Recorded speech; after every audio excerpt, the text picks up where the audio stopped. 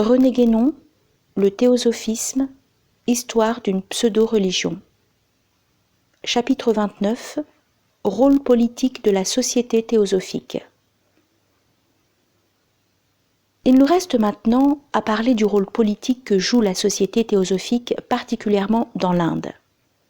Ce rôle a été diversement apprécié, et il est sans doute difficile de s'en faire une idée très nette, parce qu'il fait partie des choses que les théosophistes tiennent réellement secrètes, beaucoup plus secrètes que leur pseudo-ésotérisme. Ils ont toujours affirmé que, en tant que théosophistes tout au moins, ils ne faisaient pas de politique, alléguant que leur organisation est essentiellement internationale. Ce rôle existe pourtant, et si la société prise dans son ensemble est en effet internationale, sa direction n'en est pas moins devenue purement anglaise. Aussi, quelles qu'aient pu être parfois les apparences dont nous avons la conviction, nous pourrions même dire la certitude que le théosophisme envisagé sous ce rapport est surtout un instrument au service de l'impérialisme britannique.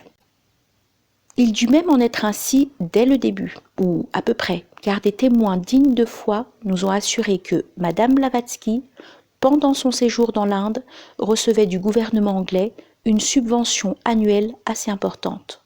On nous a indiqué le chiffre de 12 000 roupies. C'était, paraît-il, le prix de certains services rendus contre son pays d'origine. Du reste, elle répudiait volontiers sa qualité de Russe et aimait à se dire américaine. Nous avons vu qu'elle s'était effectivement fait naturaliser en 1878. Hodgson, beaucoup moins compétent en ces matières qu'en ce qui concerne l'étude des phénomènes psychiques, eut donc le plus grand tort de la soupçonner d'être une espionne russe. Et si, comme il y a lieu de le croire, ce soupçon lui fut inspiré par certains fonctionnaires, c'est que ceux-ci n'en savaient pas plus long que lui. La police politique dans l'Inde est entièrement en dehors des services administratifs officiels, bien que certains de ses agents appartiennent en même temps à ces derniers. Toujours est-il que le gouvernement, qui devait savoir ce qu'il en était, ne tint aucun compte de l'accusation d'Hodgson. La société théosophique, à cette époque déjà, travaillait pour l'Angleterre. Et voici à ce propos une note bien significative que Sinnett, lui-même fonctionnaire du gouvernement, inséra dans son premier ouvrage. Ouvrez les guillemets. Beaucoup de vieux Indiens et plusieurs livres sur la révolte de l'Inde parlent de la manière incompréhensible dont les nouvelles d'événements ayant lieu à distance pénétraient quelquefois dans les bazars des natifs avant qu'elles arrivassent aux Européens, dans les mêmes endroits malgré l'emploi des moyens de communication les plus rapides dont ils pouvaient disposer.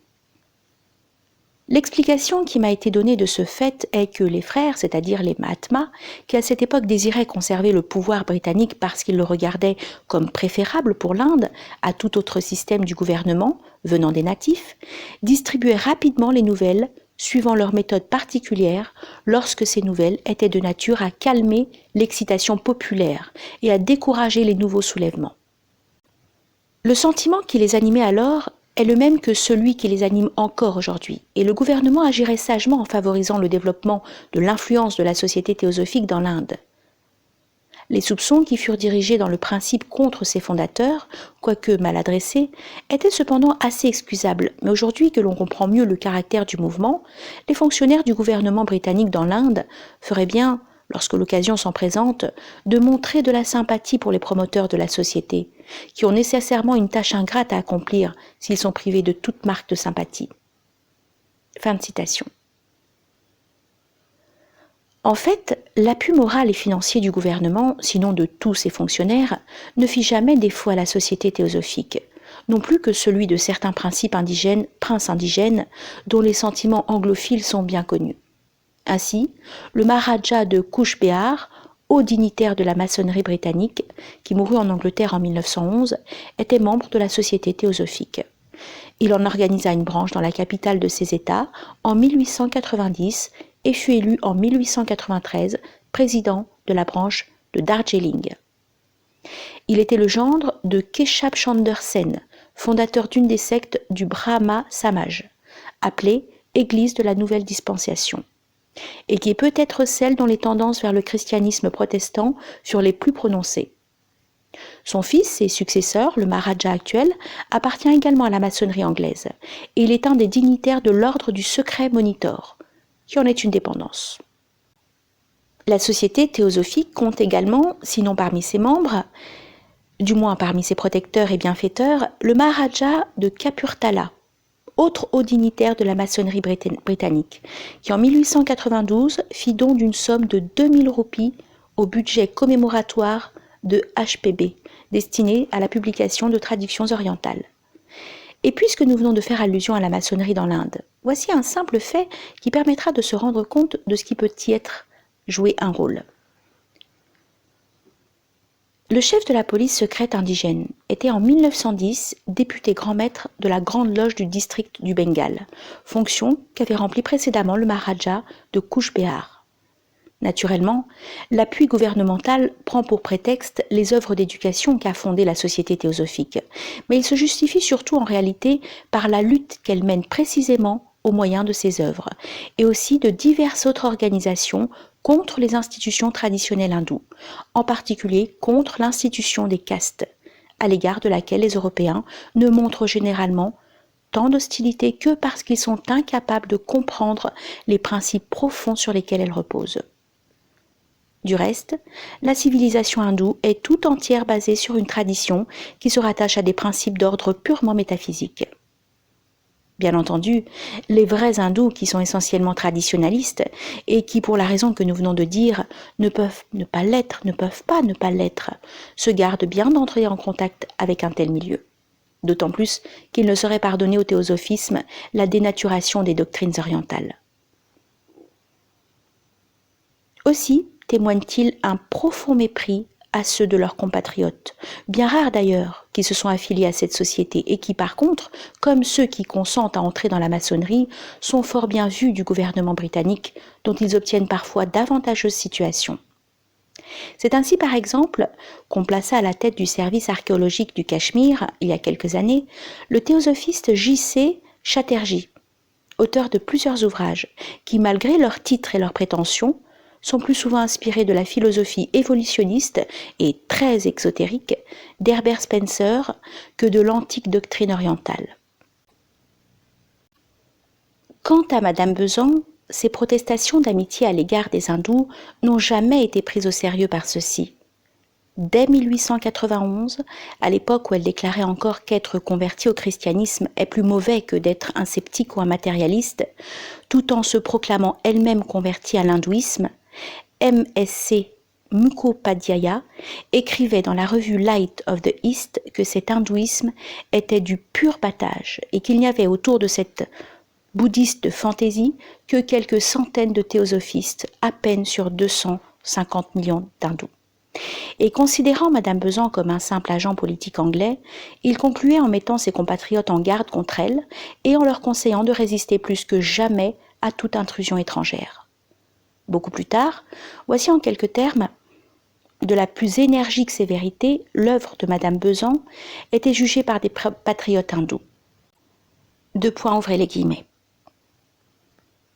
Madame Besan s'est fait remarquer par beaucoup de choses dans sa vie aventureuse, mais son dernier rôle est celui d'une ennemie subtile et dangereuse du peuple hindou, chez lequel elle voltige comme une chauve-souris dans les ténèbres de la nuit.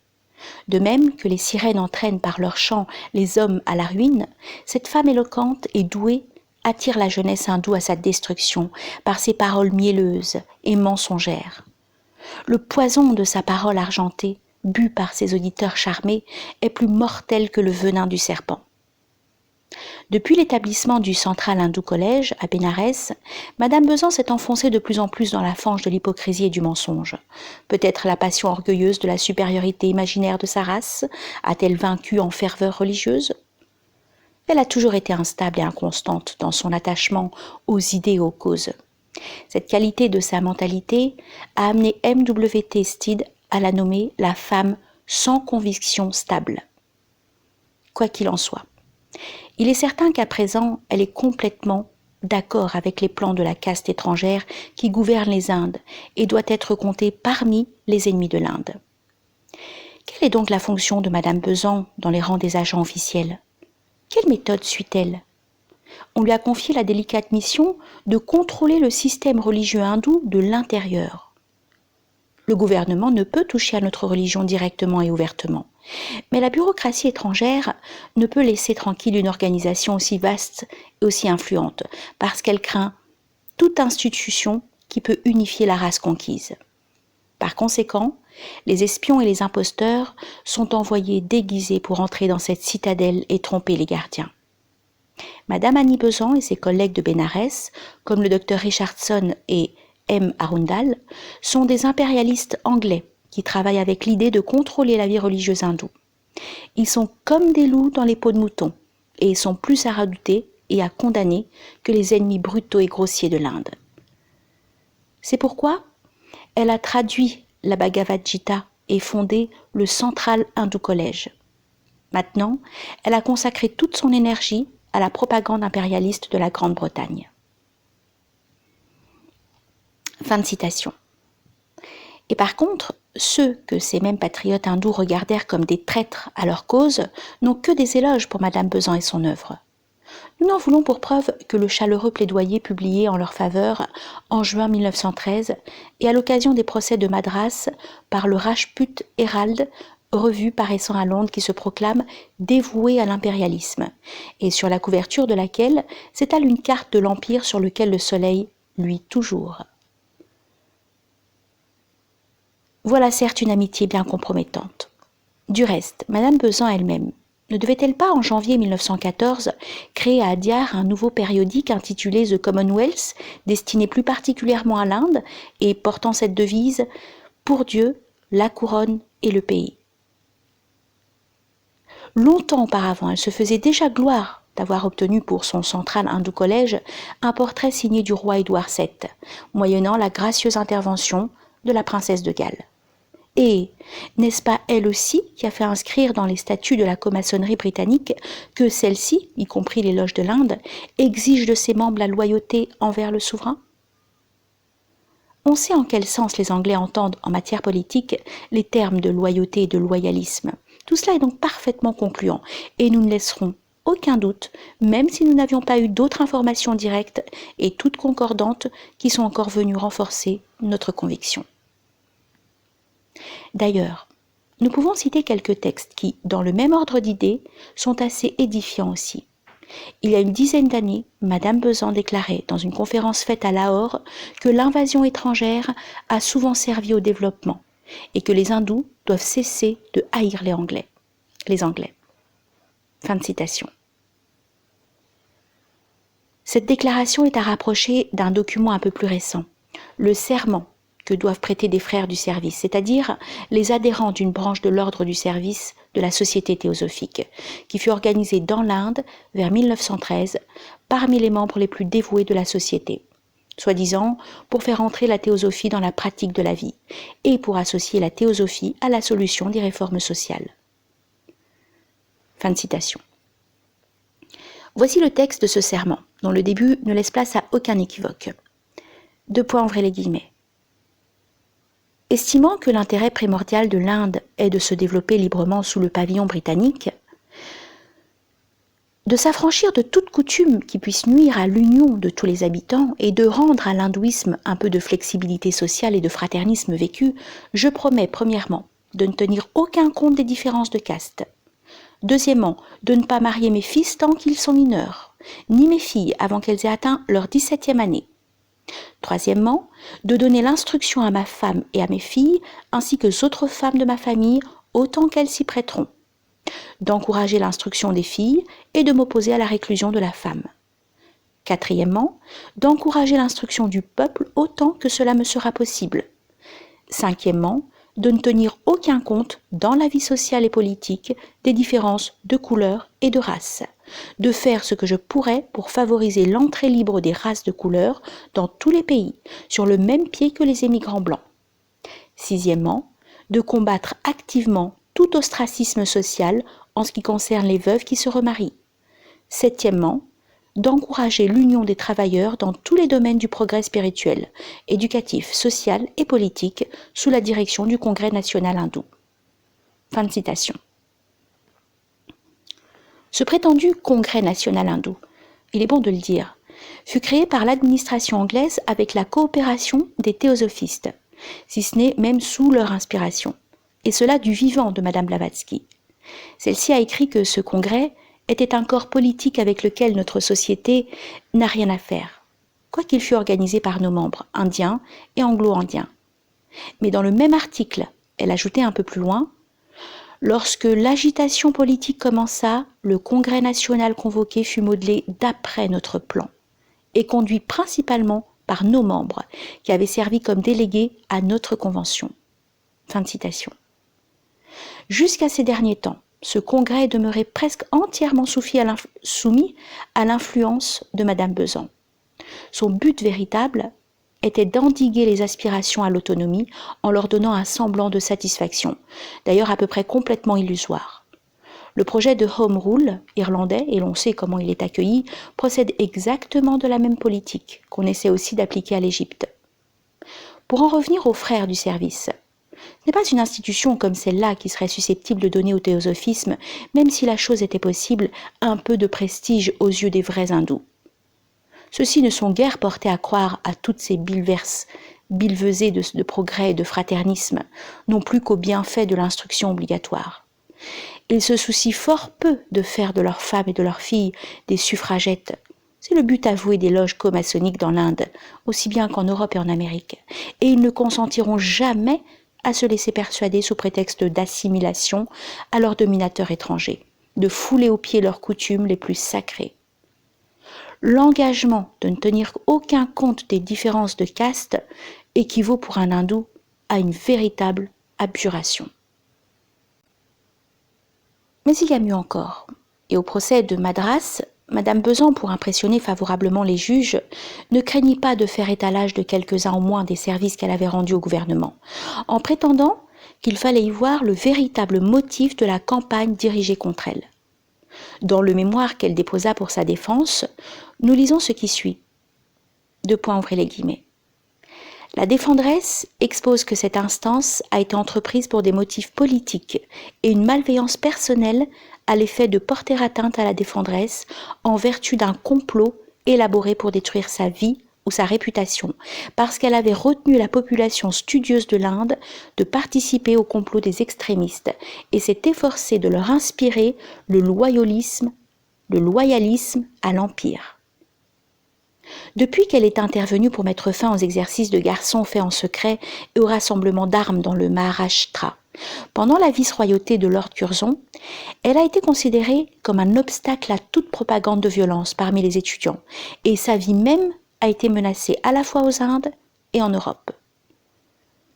La défenderesse demande que ces jeunes gens, ces deux pupilles, soient protégés par la cour contre ce renouvellement d'influence qui les ferait haïr les Anglais, au lieu de les aimer et de leur être dévoués comme ils le sont aujourd'hui, et qui en feraient de mauvais citoyens. Fin de citation. D'autre part, voici le début d'un exposé des causes du procès rédigé par M. Arundel. Ouvrez les guillemets. On ne saurait comprendre le procès intenté contre Madame Besan si on le considère comme étant un fait isolé, au lieu de le considérer comme faisant partie d'un mouvement commencé depuis longtemps et ayant pour but de détruire l'influence qu'elle exerce sur la jeunesse dans l'Inde. Car cette influence, elle l'a toujours exercée pour empêcher la jeunesse de prendre part à toute violence politique et pour empêcher les jeunes gens de s'affilier aux nombreuses sociétés secrètes qui, actuellement, constituent le véritable danger dans l'Inde. La campagne contre Madame Besan avait été commencée par le fameux Krishnavarma, qui, dans son journal, conseillait de l'assassiner, car il la considérait comme le plus grand obstacle pour le parti extrémiste. Les attaques de M. Tilak dans l'Inde, sans aller jusqu'à conseiller d'assassiner Madame Besan, avaient pour but de détruire son influence sur les jeunes hindous.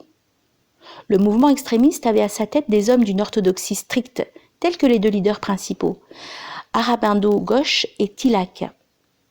M. Ghosh se trouve actuellement dans l'Inde française et M. Tilak est en prison. Les journaux de Tilak ont néanmoins continué leurs attaques contre Madame Besan, et dans Madras même, le hindou y a collaboré tant qu'il a pu. Et voici encore la conclusion du même exposé. Quelle que soit l'issue de ce procès, il n'y a aucun doute que si le complot contre Madame Besan réussit à détruire son influence dans l'Inde, l'un des principaux facteurs de rapprochement entre l'Angleterre et l'Inde aura disparu. Fermez les guillemets. Au fond, Ce n'est pas précisément les gouvernements britanniques qui est blâmer de ce service de pareils auxiliaires. Qu'il est toujours possible d'ailleurs de désavouer s'ils deviennent gênants ou commettent quelques maladresses. Lors du procès de Madras, le 7 mai 1913, le Times émettait le vœu que le gouvernement se garde de donner son approbation, ou même aucun semblant d'approbation au mouvement théosophiste. Ce qui sous-entendait pour quiconque est au courant qu'il l'avait effectivement approuvé et favorisé jusque-là.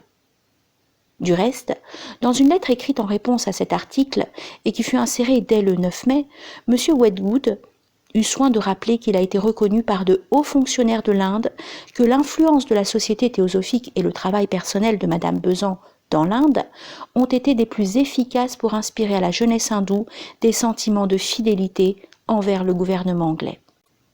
Ce sont là des moyens politiques qui, si répugnants qu'ils puissent paraître à certains, sont en tout pays d'un usage plus ou moins courant. C'est ainsi que, il y a quelques années, on introduisit en Bohême diverses organisations occultes dans lesquelles on s'efforçait de faire entrer les patriotes tchèques qui étaient particulièrement suspects au gouvernement de Vienne. Or, l'un des chefs de ces organisations était tout simplement le directeur de la police secrète autrichienne. L'histoire contemporaine de l'occultisme en Russie fournirait aussi de bien curieux exemples de faits plus ou moins similaires. Ceux qui sont blâmables en pareil cas, ce sont les gens qui consentent à se charger de ce rôle peu honorable et qui n'est pas toujours exempt de tout danger.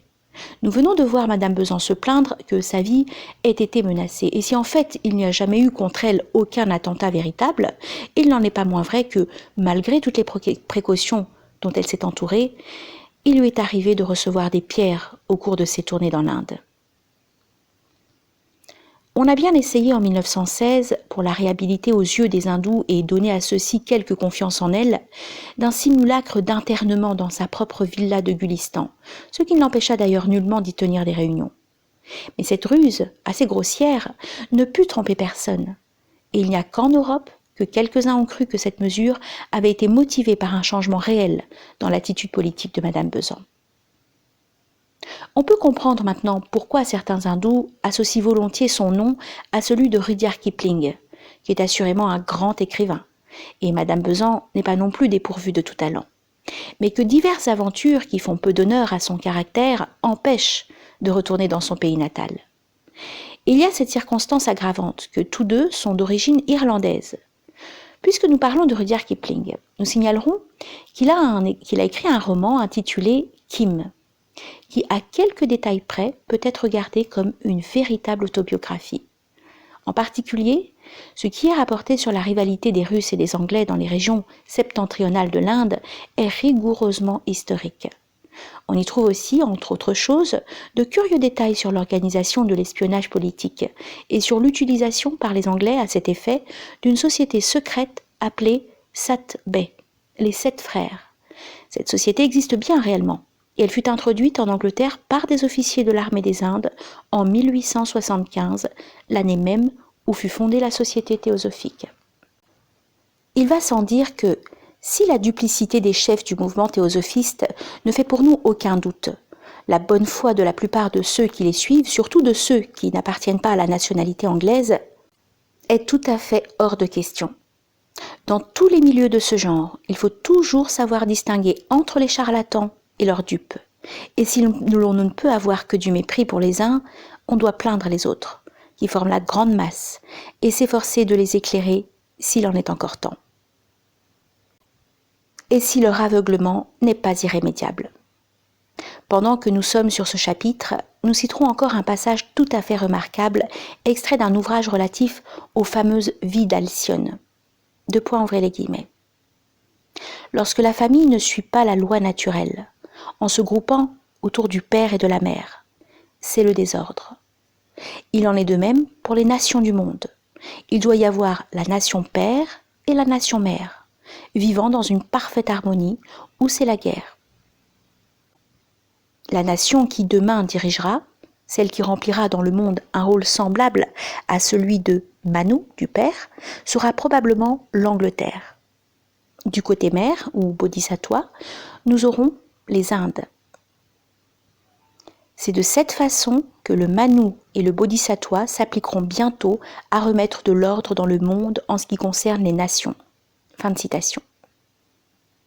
Traduit en langage clair, ce passage signifie ceci. Tandis que l'Inde, sous la domination anglaise, devra se contenter d'un rôle spirituel, consistant à fournir en la personne de Krishnamurti un support à la manifestation du grand instructeur, attendu, l'Angleterre est appelée à dicter ses lois au monde entier. Le rôle essentiel du Manu est en effet le rôle de législateur. Ce sera bien la réalisation des États-Unis du monde, mais sous l'égide de la nation dirigeante et à son profit exclusif. Ainsi, l'internationalisme des chefs du théosophisme, c'est bien tout simplement l'impérialisme britannique porté à son degré le plus extrême. Et après tout, cela se comprend, jusqu'à un certain point. Mais que penser de l'inconcevable naïveté des théosophistes français qui acceptent avec docilité et répètent avec un servile empressement de semblables enseignements? La conception des rapports de l'Angleterre et de l'Inde, telle que nous venons de l'avoir formulée, n'est pas toute nouvelle. Et Madame Besan n'a même pas le mérite de l'avoir inventée. En effet, dans La Voie parfaite d'Anna Kingsford et Edward Maitland, nous lisons ce qui suit, ouvrez les guillemets. Puisque de l'union spirituelle dans la foi unique de Bouddha et du Christ naîtra la future rédemption du monde, les relations entre les deux peuples par lesquels, sur le plan physique, cette union doit être effectuée, deviennent un sujet d'une importance et d'un intérêt spéciaux. Envisagée sous cet aspect, la connexion qui existe entre l'Angleterre et l'Inde s'élève de la sphère politique à la sphère spirituelle. Fermez les guillemets. Les auteurs, chez qui nous avons déjà noté l'idée que le bouddhisme et le christianisme sont comme les deux éléments complémentaires d'une même religion, ont seulement oublié que le bouddhisme a depuis bien longtemps cessé d'exister dans l'Inde. Mais voyons un peu plus loin. Ouvrez les guillemets. Dans cette prévision de l'avenir imminent doit se trouver le fil conducteur de la politique spirituelle du monde.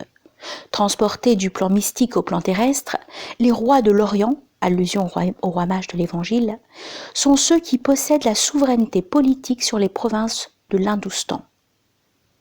Sur le plan personnel, ce titre implique ceux qui possèdent la connaissance magique ou les clés du royaume de l'esprit. Avoir celui-ci, c'est être mage. Dans l'un et l'autre de ces deux sens, le titre nous appartient désormais. De l'un des principaux dépôts de cette connaissance magique, la Bible, notre pays, a été longtemps le gardien et le champion principal.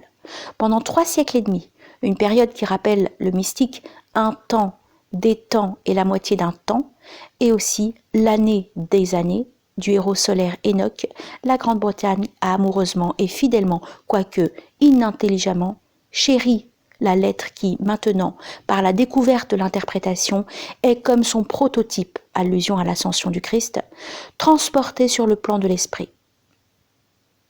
Possédant ainsi la gnose dans sa substance aussi bien que dans sa forme, notre pays sera prêt pour la souveraineté plus élevée parce que spirituelle à laquelle il est destiné, et qui survivra à son empire matériel. Donc, tout ce qui tend à unir l'Angleterre à l'Orient est du Christ, et tout ce qui tend à les séparer est de l'Antéchrist. Fermez les guillemets. Toute cette histoire, et plus spécialement cette dernière citation, nous rappelle une étrange coïncidence. Eliphas Lévi, qui mourut en 1875, avait annoncé qu'en 1879, c'est-à-dire au moment même où Madame Blavatsky devait fixer dans l'Inde le siège de sa société, un nouveau royaume universel, politique et religieux serait établi, que ce royaume appartiendrait à celui qui aurait les clés de l'Orient, et que ces clés seraient possédées par la nation qui a la vie et l'activité la plus intelligente. Fin de citation. Cette prédiction était contenue dans un manuscrit qui était en la possession d'un occultiste de Marseille, élève d'Eliphas Lévi, le baron Spédalieri. Celui-ci le donna précisément à Edward Maitland, de sorte qu'il n'est pas douteux que c'est là qu'il faut chercher l'inspiration des lignes que nous venons de reproduire.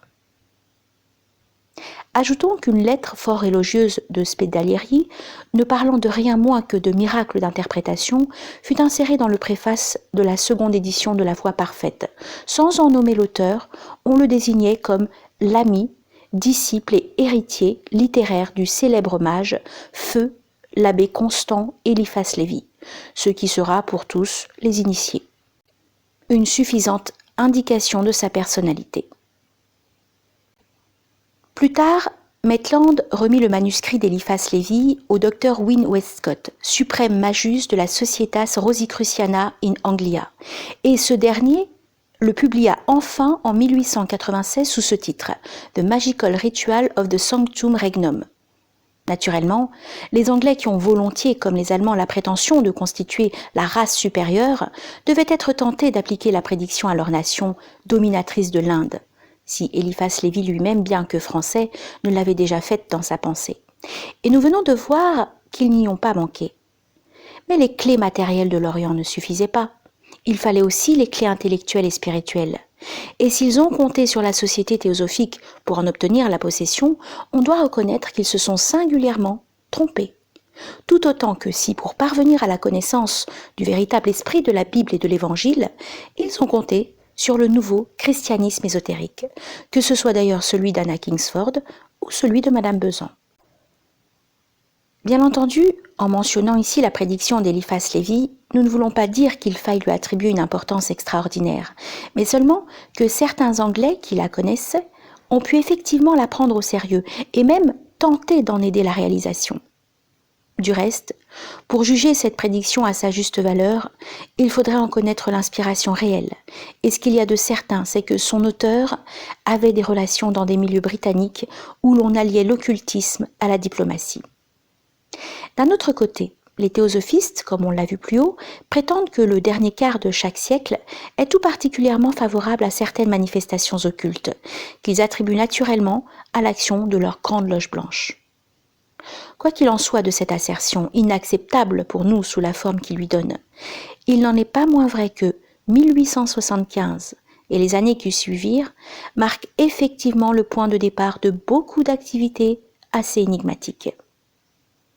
Outre celles que nous avons déjà eu l'occasion de signaler, à commencer par la Société théosophique elle-même, nous indiquerons encore un ordre dit des Frères de Lumière, Fratres Lucis, institué par un Israélite anglais nommé Maurice Vidal Portman, orientaliste et homme politique qui, en 1876, faisait partie de l'entourage de Lord Lytton, alors vice-roi des Indes. On déclara d'ailleurs, comme il est presque toujours d'usage en pareil cas, qu'il ne s'agissait là que de la reconstitution d'un ancien ordre du même nom, qui aurait été fondé à Florence en 1498. Et dans certains milieux théosophistes, ce qui prouve encore que tout cela se tient et s'enchaîne, on affirma même que Swedenborg, Pascalis, Saint-Martin, Cazotte et plus tard Eliphas Lévi avaient été affiliés à l'ordre des Fratres Lucis, tandis que Saint-Germain, Mesmer, Cagliostro et peut-être Ragon appartinrent à une branche égyptienne de la même fraternité. En ajoutant avec quelque acrimonie que cette dernière branche n'a rien de commun, bien entendu, avec certaines FH de Luxor, la HB of L, d'invention anglo-américaine et toute récente. Comme on assure d'autre part que le comte de Saint-Germain et Madame Blavatsky furent des envoyés d'un même centre, et comme cette dernière avait précisément séjourné en Égypte, on a sans doute voulu donner à entendre qu'elle aussi était rattachée aux Fratres Lucis, et que ceux-ci, qui doivent naturellement avoir pour antithèse ceux qu'elle appelle les Frères de l'Ombre, auraient été une émanation directe de la Grande Loge Blanche. C'est là une façon bien fantaisiste d'écrire l'histoire. Pour revenir à des choses plus sérieuses, nous dirons que Lord Lytton, dont nous venons de rencontrer le nom à propos des Fratres Lucis, est le célèbre auteur de Zanoni, de l'étrange histoire et de la race future, où les théosophistes ont puisé quelque inspiration, et notamment l'idée de la force mystérieuse appelée Vril. Il fut grand patron, c'est-à-dire président d'honneur de la Societas Rosicruciana, et son fils fut ambassadeur d'Angleterre à Paris. Ce n'est sans doute pas un simple hasard que ce nom de Lytton se retrouve à chaque instant mêlé à l'histoire de l'occultisme. C'est justement chez une personne appartenant à la même famille qu'Eliphas Lévi fit à Londres certaines évocations d'Apollonius, de Tian, qu'il a décrite dans son dogme et rituel de la haute magie, et dont le but était, paraît-il, la connaissance d'un secret social important. Tous ces rapprochements sont susceptibles d'offrir un grand intérêt à ceux qui voudraient étudier les dessous politiques ou politico-religieux de l'occultisme contemporain et des organisations qui s'y rattachent de près ou de loin. Dessous qui sont certainement plus dignes d'attention que tout l'appareil fantasmagorique dont on a jugé bon de s'entourer pour mieux les dissimuler aux yeux des profanes.